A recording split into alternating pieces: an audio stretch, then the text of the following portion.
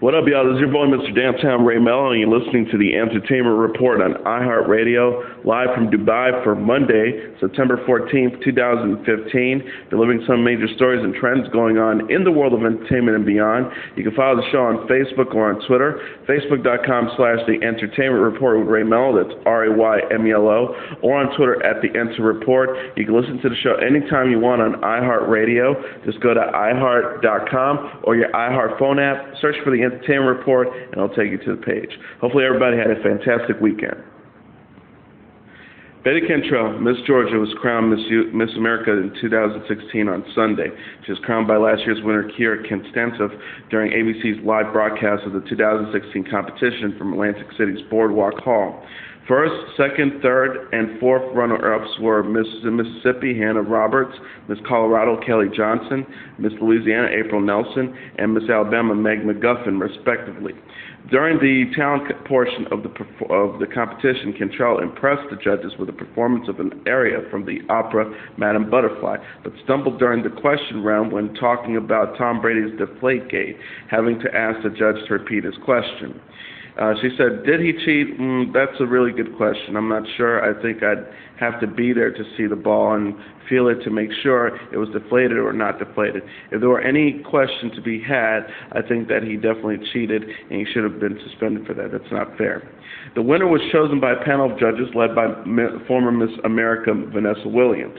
The judging panel also included country musicians Brett Eldridge, wife of the U.S. Navy SEAL portrayed in American Sniper, Taya Kyle, actress Danica McKellar, Shark Tank investor Kevin O'Leary, Paralympian Amy Purdy, and Disney Channel star Zendaya. The broadcast, hosted by The Bachelor's Chris Harrison and Brooke Burke-Charvet, also saw the Miss America organization offering a formal apology to Williams 32 years after she was forced to resign when nude photos from her past were published by Penthouse magazine.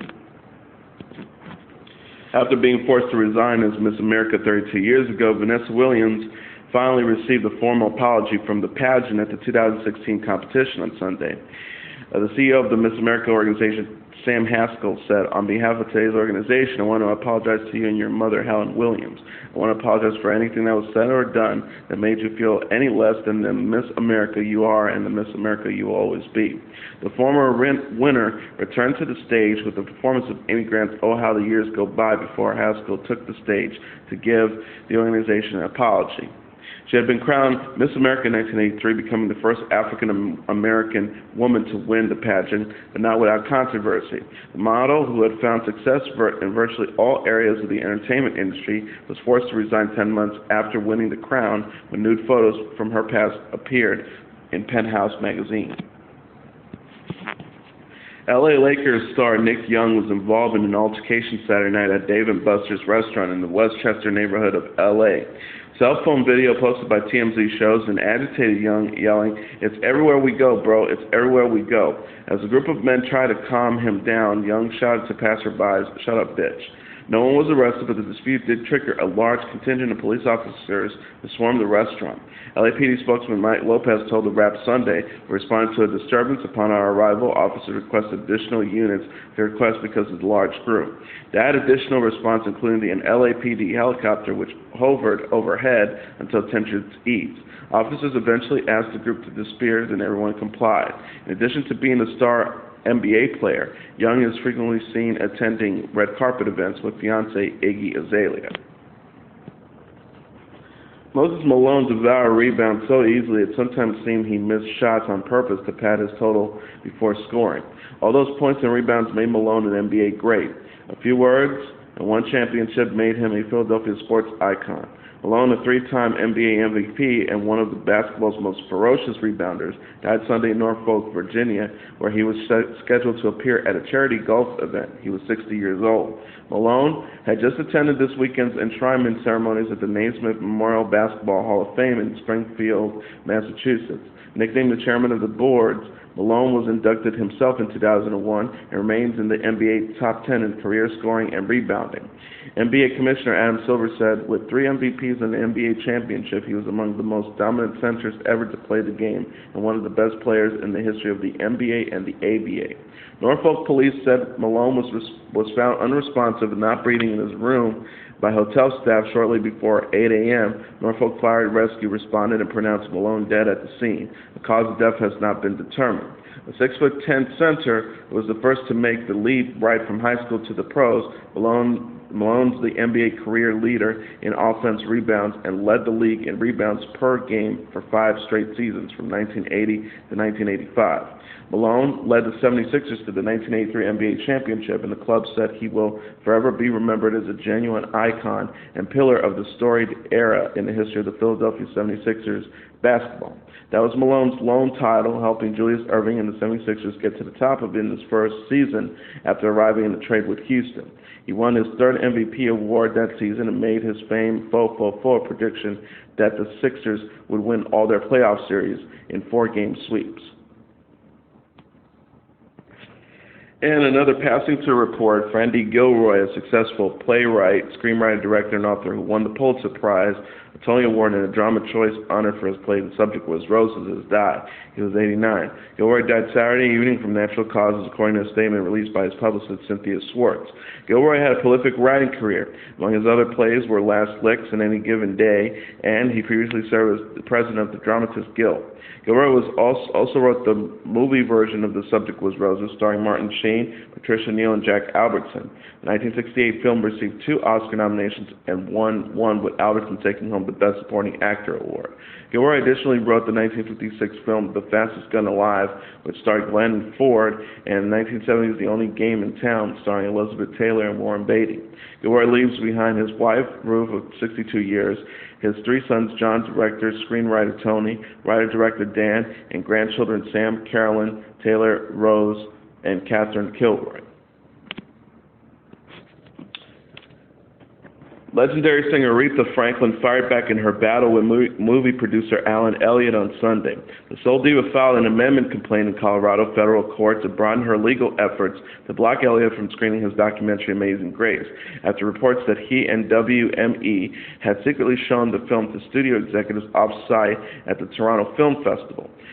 Franklin is seeking a declaratory judgment from U.S. district courts in Denver that would require Elliott to obtain her permission before any public screening or commercial use of the movie, and specifically cites efforts to find a distributor for the film.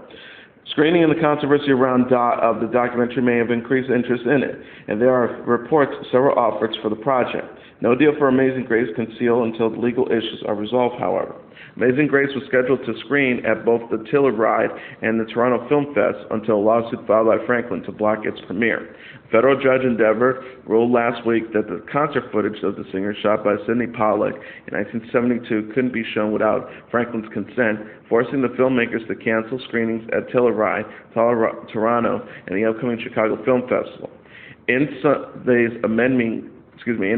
amended filing, Franklin's attorney claims that the screening was done without Ms. Franklin's permission or knowledge. It was contrary to Mr. Elliott's counsel's specific recommendations, and cited a promise by Elliott's attorney not to show the film publicly. The complaint seeks jurisdiction in Colorado by noting that Elliott and WME agents traveled to Colorado to plan screening at Telluride, attempting to generate interest in a distribution deal for the film. And in another controversy at the Toronto Film Festival, Tom Hardy, the actor, plays a bisexual gangster in Legend, where he co-stars with himself as the infamous East End London gangsters Ronnie Cray and Reggie Cray in Brian Helgeland's violent period drama. But when a reporter during the Legend presser at the Toronto Film Festival on Saturday asked Hardy about past media reports that hinted at an ambiguous sexuality, the Mad Max Fury Road and Inception star responded with a quick slapdown. What on earth are you talking on? What on earth are you on about? Hardy questioned the reporter from Daily Extra, Toronto LGBT publication. The journalist cited a 2008 Attitude magazine interview where the Brit actor apparently admitted to gay flings as a younger man. But what is your question? Hardy demanded, his voice now loud and resolute. The reporter continued, I'm wondering if you find it difficult for celebrities to talk about their sexuality. Hardy then asked menacingly, I don't find it difficult for celebrities to talk about their sexuality. Are you asking about my sexuality? The reporter replied, sure. The reporter replied, showing the strain of their encounter. It was easy to see now why Hardy, who plays twin brothers as villainous murderers in Legends, is a go-to to intimidating film characters. Why? Hardy questioned before dismissing the reporter with the final thank you, while director Higland and co-star Emily Browning looked on uncomfortably. Legend portrays the secret history of 1960s London and the events that secured the infamy of the Cray twins across the criminal underground in the British media. But for all the celebrity attention Hardy's earning these days, not least with speculation over whether he will be the next James Bond. The Brit actor told the Toronto Presser he has no taste for becoming an acting legend. When asked another reporter about his Hollywood aspirations, Hardy replied, no, not remotely interested in that sort of thing. Just to get a job is pretty cool. I far exceed my expectations. I just came to deliver a pizza and I'm doing pretty well. Legend is produced by Working Title Films and Studio Canal, and it's due for an October 2nd release by Universal. There's apparently no love lost between former Meet the Press moderator David Gregory and NBC. Gregory exited the Sunday morning program in August 2014. Now he is describing what went wrong in his new book, How's Your Faith? An Unlikely Spiritual Journey. Gregory says in an excerpt from the book, published Sunday by Saloon magazine, my relationship with Meet the Press during that last year was like a marriage, that you know it's bad, but you can't leave. I was miserable, but I needed to be told the company didn't support me before I could come to terms with the end. He writes before going on to reveal that he was never offered another position within the network. He says, although NBC backed me initially, the network decided late in the summer that it would not commit to me in the long run. Could I have done something else at the network? In theory, yes. But as damaging leaks kept coming, it became clear to me that they weren't interested in that. It never came up as an option. These latest details about Gregory's exit comes 4 days after he criticized the way NBC handled the situation during a television interview. It was handled in a way that was unnecessary. NBC made a business decision, which you can agree with or disagree with. It just didn't need to be handled that way, and the process of it was difficult. Gregory told CBS This Morning on Wednesday. Gregory announced the end of his 6-year run as host of Meet the Press last summer on Twitter. He claims in his book that he was yanked off the air without being given the chance to say goodbye to viewers. He said NBC had decided it didn't want to risk another Ann Curry moment, which has become a byword in the TV business for an on-air embarrassment after Curry's long and tearful farewell from her job as Today Show co-host. Because of this ill-conceived concern, NBC decided not to let me have a final show. I was furious when I heard that. I felt like they were snuffing me out. The shakeup follows months of speculation that NBC would replace Gregory after its flagship Sunday news program slid to third place in the ratings behind CBS Face the Nation and ABC's This Week. Gregory was immediately replaced by MSNBC's Chuck Todd. How's Your Faith? An Unlikely Spiritual Journey goes on sale on Tuesday.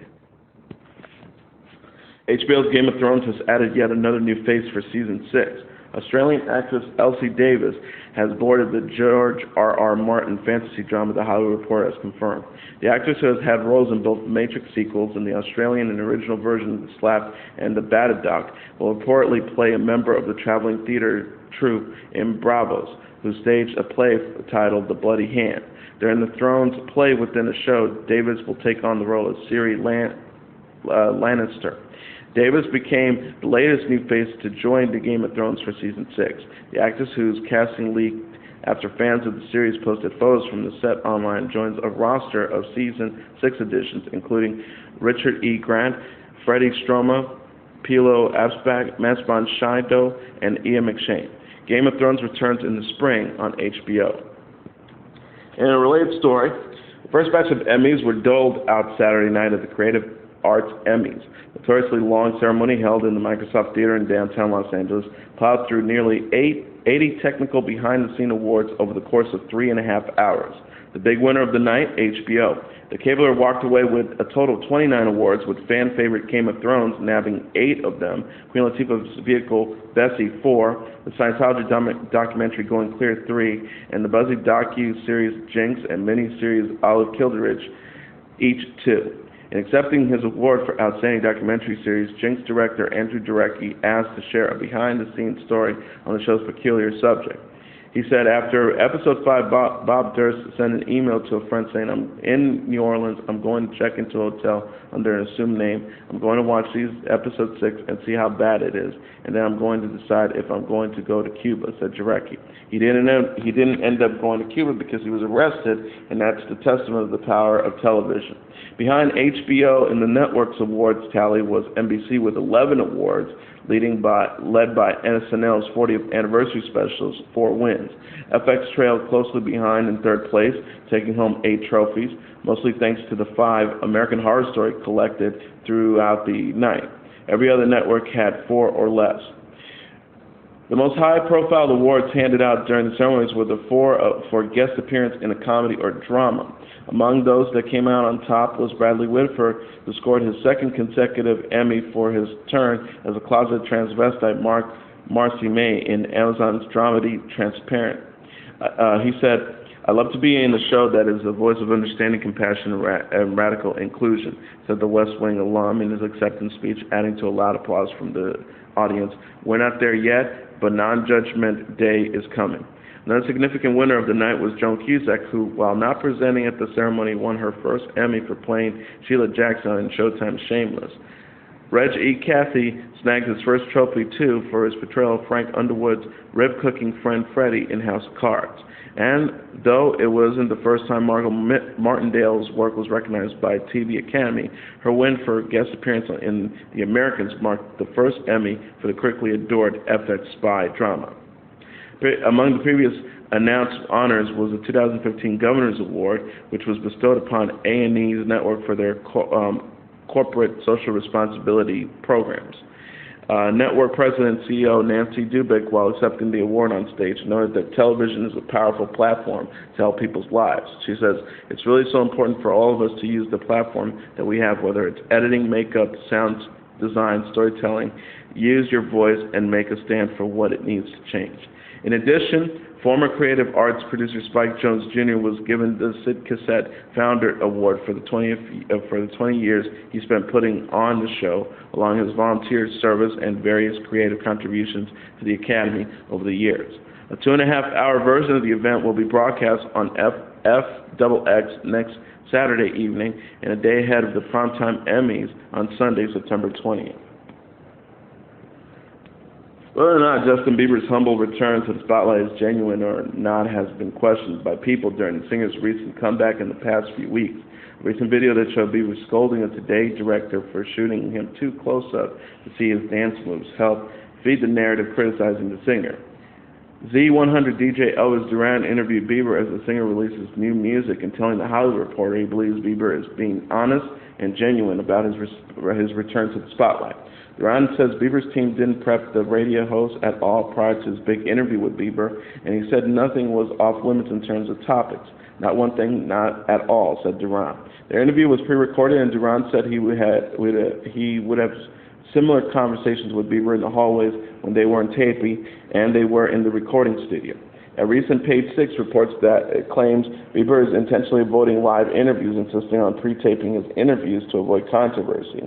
The article implies Bieber's team is keeping him on a short leash to ensure his good guy persona remains intact.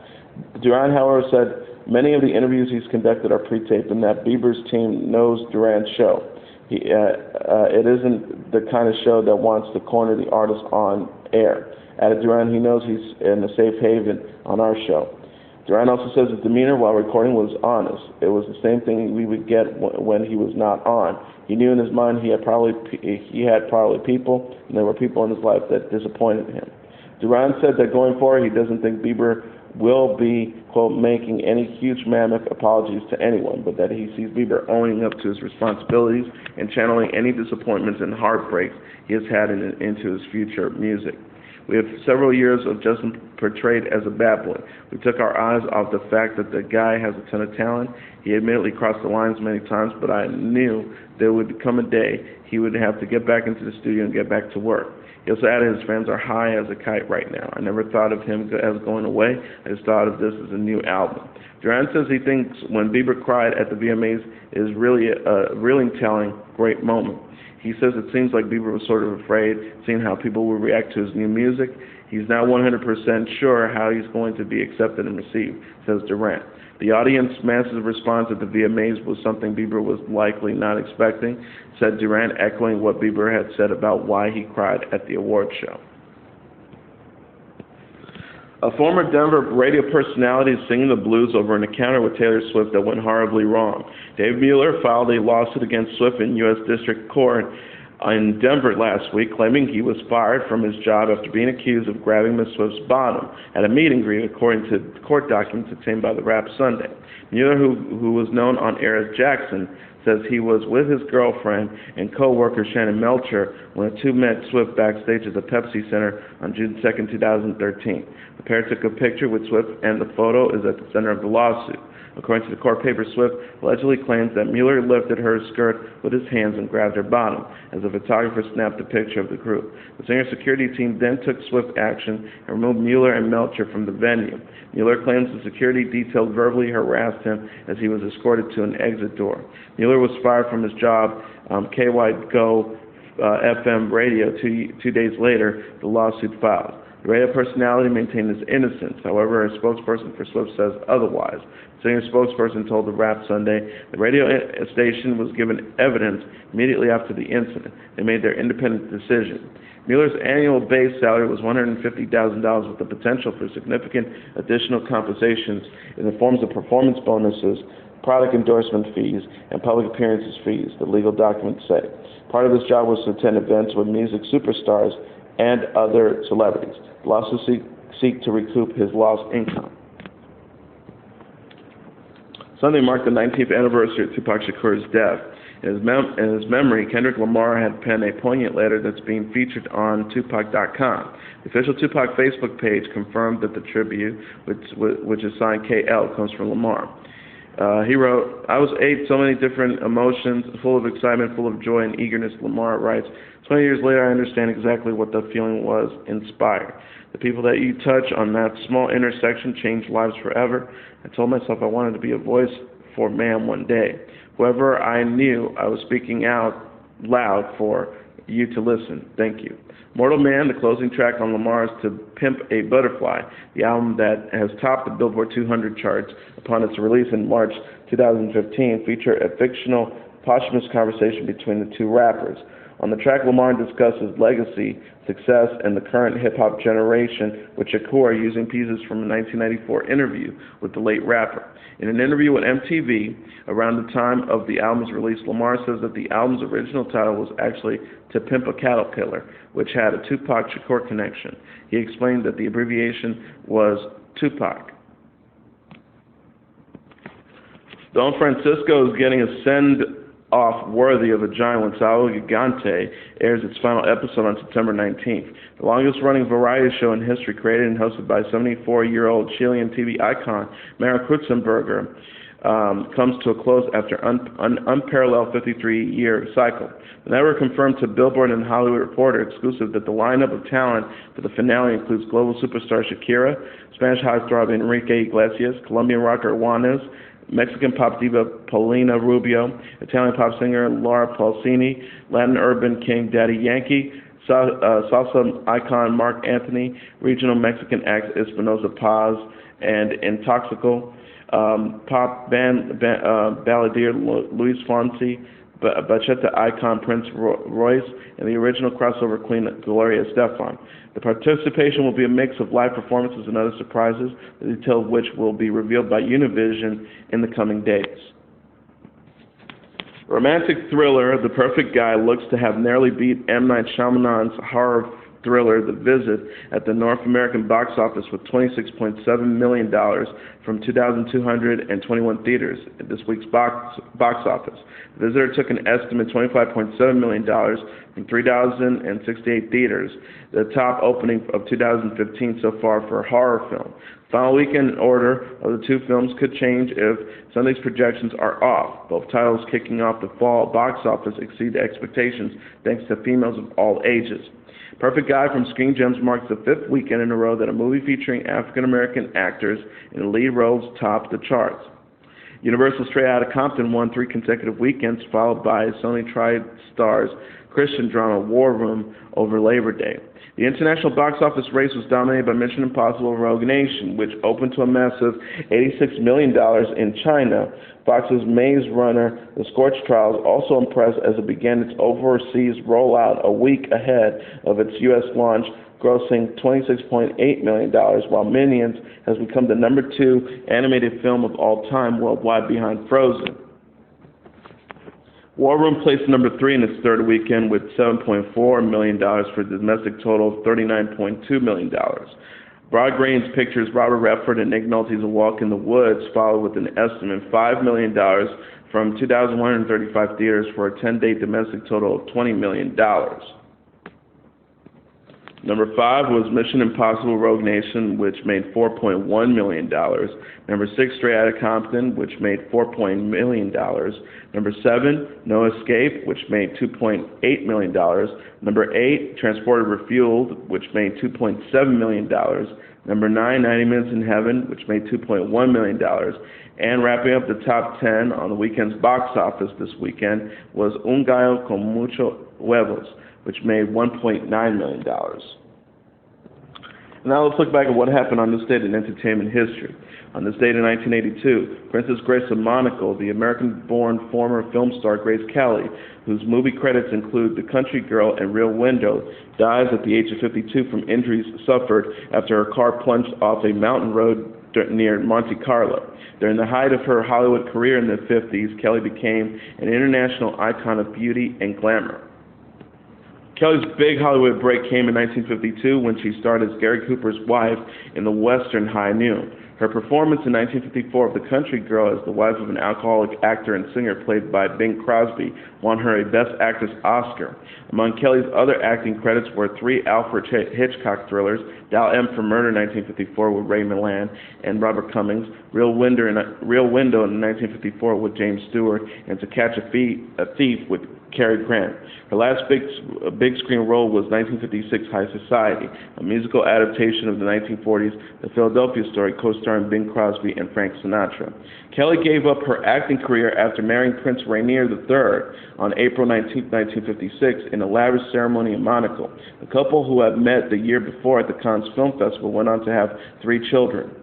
On this day, Princess Grace was driving with her youngest daughter, Stephanie, when she reportedly suffered a stroke and lost control of her car, which plunged down a mountainside.